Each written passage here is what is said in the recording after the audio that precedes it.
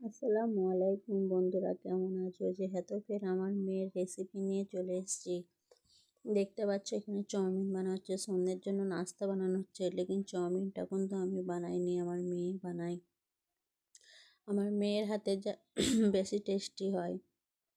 ফের এক্ষুনি দিদিভাইরা এক্ষুনি বলবে, দিদিভাই তুমি এত কিছু বানাও, চাউমিনটা বানাতে পারোনি।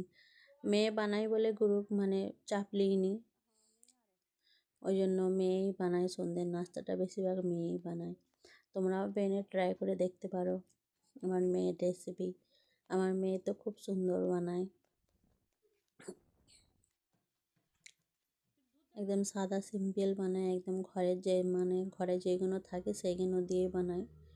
খুবই টেস্টি হয়, তোমরাও বেনে দেখতে পারো। দেখতে পাচ্ছ একদম রেডি হয়ে গেল।